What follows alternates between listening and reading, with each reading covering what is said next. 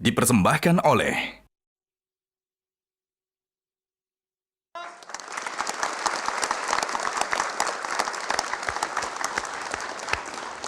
Terima kasih Anda masih bersama saya dan Sylvia dalam Kick Kontroversi dengan tamu pasangan Amin. Nah, Mas Anies dan Gus Imin, karena tadi bicara soal keberpihakan dan rasa keadilan Anda pada para petani.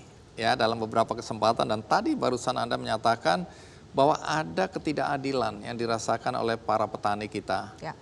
Tapi kalau melihat data dan fakta, banyak sekali program pemerintahan sekarang yang berpihak pada para petani. Ya, pembagian peralatan, mesin pertanian, irigasi, waduk, ya, embung, kemudian banyak juga program-program bantuan sosial untuk para petani. Yang jadi pertanyaan, Anda berdua ini mengada-ada bahwa pemerintahan yang sekarang tidak memberikan rasa keadilan pada para petani. Bisa lebih spesifik apa yang Anda maksud dengan ketidakadilan itu, dan kalau Anda berdua akhirnya terpilih, apa sebenarnya yang Anda akan lakukan selain apa yang sudah dilakukan pemerintahan yang ada sekarang ini? Silakan Mas Anies dulu. Gini,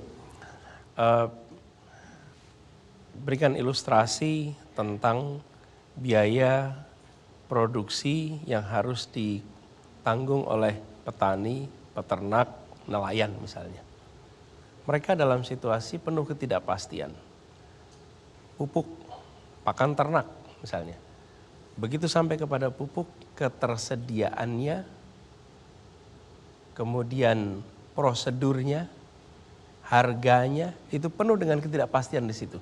Di sisi lain, kita ini adalah negara agraris yang memproduksi beras secara masif.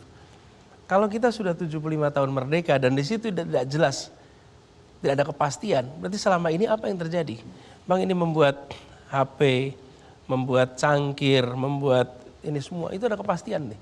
Produksi acara televisi ini, biaya-biaya itu terprediksi. Tapi begitu sampai kepada pangan, itu biayanya tidak bisa diprediksi. Dan itu yang kemudian membuat para petani, peternak, lalu hidupnya menjadi sulit. Karena mereka tidak pernah ada dalam situasi yang bisa diprediksi. Jadi kami melihat di wilayah ini harus ada reform yang serius. Tidak bisa lagi ad hoc, sekedar ada kartu A, kartu B, kartu C. Kita harus mengubah tata kelolanya secara komprehensif. Lalu yang tidak kalah penting, memotong mata rantai antara yang memproduksi dengan ujung konsumen. Yang di situ ada begitu banyak proses yang mereka harus lewati, barang yang harus jalani, sehingga ketika sampai ke tangan konsumen di ujung, harganya sudah tidak lagi masuk akal. Jadi kami melihat di sini diperlukan reform tata niaga yang sangat mendasar, sangat serius, agar Indonesia memiliki ketahanan pangan yang baik, memiliki kemandirian dalam artian pangan, dan mereka yang bekerja di sektor pangan bisa hidup dengan sejahtera. Apa sih konsekuensinya kalau mereka bisa hidup sejahtera? Generasi berikutnya mau menjadi orang-orang yang bergerak di bidang pertanian. Tapi kalau sektor ini tidak sejahtera, habis. Generasi berikutnya tidak mau berada di wilayah sektor pertanian. Kenapa? Karena di situ tidak menjanjikan masa depan yang baik. Jadi kami ingin sampaikan di sini, ini bukan sekedar berbicara tentang perubahan mekanisme distribusi pupuk, bukan. Tapi soal tata niaga secara menyeluruh agar Indonesia bisa memiliki ketahanan yang baik. Oke, baik. Gus Imin, jadi konkretnya yang bisa atau yang akan dilakukan pasangan Amin ini apa untuk mengubah, memperbaiki pertanian kita? Pemerintah dan negara ini kan punya 3. 1, anggaran. 2, policy, kebijakan, keputusan. Dan yang ketiga, aturan. Kita bisa mulai dari 3 hal ini, dari pokok masalahnya. Subjek dari problem pertanian itu apa? Yaitu pelakunya, petaninya sendiri. petaninya dalam posisi yang tidak berdaya karena tidak punya pupuk, tanahnya terbatas, begitu panen sudah dibeli dengan harga murah oleh tengkulak karena petani itu utang untuk menanam dari tengkulak itu. Itulah yang kemudian sumber utama menjadi lingkaran setan yang tidak tertangani. Oke. Kita mulai dari 3 hal ini. Yang pertama, dari segi anggaran. Tidak boleh lagi semua kementerian menangani pertanian. Sehingga anggarannya kecil-kecil berantakan di mana-mana. Saya kira tidak hanya pertanian, semua hal.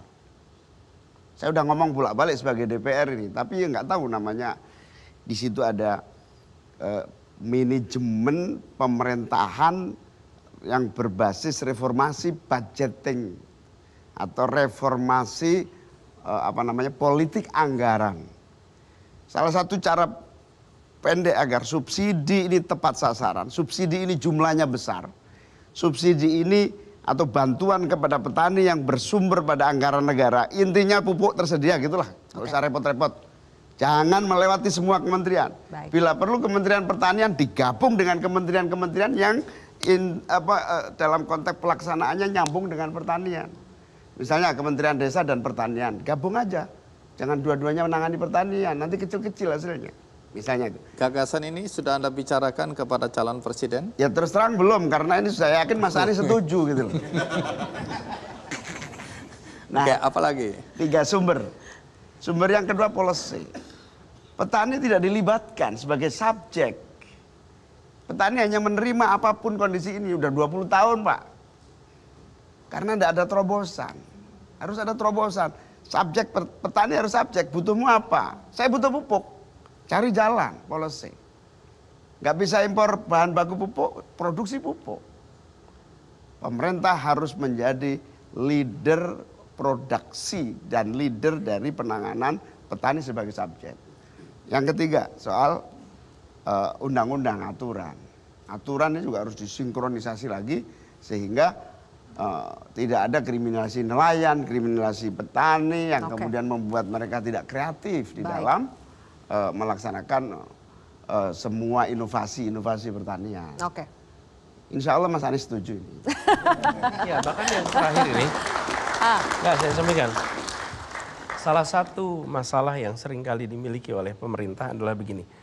Punya kewenangan, merasa punya pengetahuan. Itu 2 hal yang berbeda. Jadi punya kewenangan itu tidak berarti punya pengetahuannya. Yang dimiliki oleh negara itu kewenangan. Dan kewenangan itu punya konsekuensi, membuat regulasi, kekuatan fiskal. Kita bicara pendidikan tidak tanya pada siswa, apa yang kalian rasakan ketika di kelas. Kita bicara pendidikan tidak tanya kepada guru apa yang dikerjakan di kelas. Kita bicara kesehatan, tidak tanya pada dokter, tidak tanya pada perawat, tidak tanya pada pengelola rumah sakit. Kita selalu, hampir selalu membuat itu seakan-akan percakapan di antara kita sendiri lalu kita mengatur yang lain. Jadi poin yang disampaikan oleh Gus Muhaimin ini penting sekali. Dan itu sebabnya kemarin ketika saya ngelola Jakarta misalnya, kita menggunakan istilah Jakarta Kota Kolaborasi. Kenapa? Karena pemerintahnya mengajak semua pihak untuk terlibat, sumbang pikiran, sumbang pengalaman, sumbang pengetahuan untuk menjadi kebijakan dalam sebuah kolaborasi. Bayangkan kalau petani diajak ngobrol, peternak diajak ngobrol, nelayan diajak ngobrol. Maka kebijakan yang disusun itu bukan kebijakan berdasarkan yang diinginkan oleh pemegang kewenangan, tapi berdasarkan kenyataan yang ada di lapangan. Baik, oke. Karena tadi Mas Anies sudah mengatakan ya, kalau mau bikin suatu kebijakan ya tanyakan langsung kepada usernya, begitu kurang lebih ya. Nanti Bang Andi di segmen berikutnya, kita akan mempersilahkan kepada teman-teman mahasiswa di sini, Mas Anies dan juga Gus Imin, untuk bertanya langsung kepada pasangan Amin. Karena pemilih muda di pemilu 2024 itu adalah mayoritas. Jadi apa yang ingin mereka tanyakan atau pandangan mereka, kita akan bahas pemirsa usai jeda.